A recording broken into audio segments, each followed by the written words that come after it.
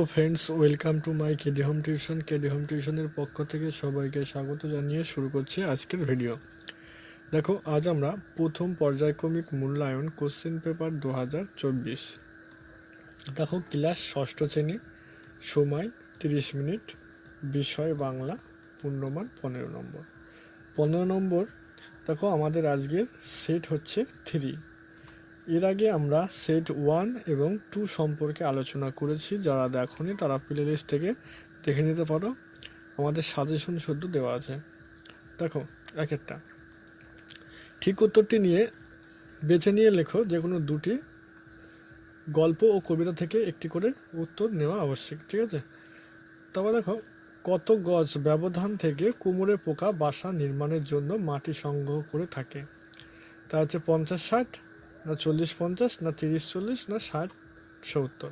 তা হচ্ছে 40-50 গজ, ঠিক আছে? তারপর দেখো, কবির নতুন আত্মীয় কার সাথে হয়? প্রজাপতির সাথে, না ফড়িংয়ের সাথে, না ঘাস ফড়িংয়ের সাথে, না ঘাস ফুলের সাথে? তা হচ্ছে ঘাস ফড়িংয়ের সাথে।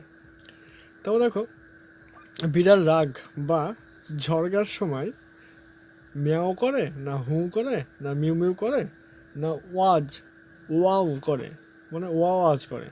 তা হচ্ছে ওয়াও আওয়াজ করে, ঠিক আছে? তো দেখো, নিচের প্রশ্নগুলির উত্তর লেখো। যে কোনো দুটি গল্প কবিতা থেকে একটি করে উত্তর লেখা আবশ্যিক। দেখো, আকন্দবাড়ি স্কুলের ছাত্রছাত্রীরা কোন কোন জায়গা থেকে পড়তে আসে?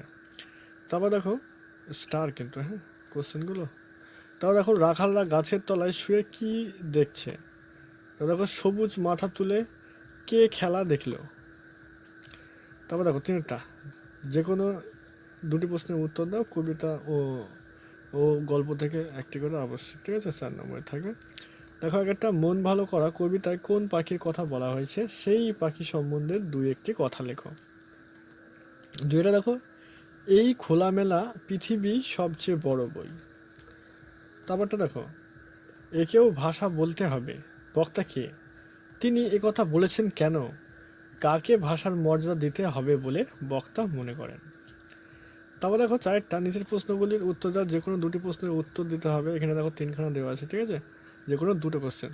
দেখো, বুড়োর পরিমাপক ফিতেটিতে কোন সংখ্যাটি কেবল পড়া যাচ্ছিল? তারপর দেখো, হঠাৎ কেমন সন্দেহ হলো? কোন বিষয়ে কেন সন্দেহ হয় বা হলো?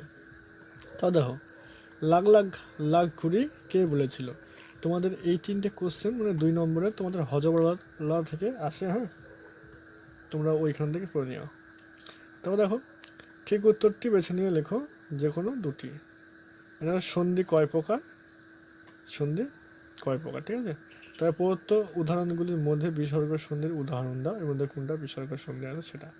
তারপর দেখো, পশুশ্রম শব্দটি কি? যৌগিক, মৌলিক, সাধিত, না যৌগিক সংস্কৃত, এরকম।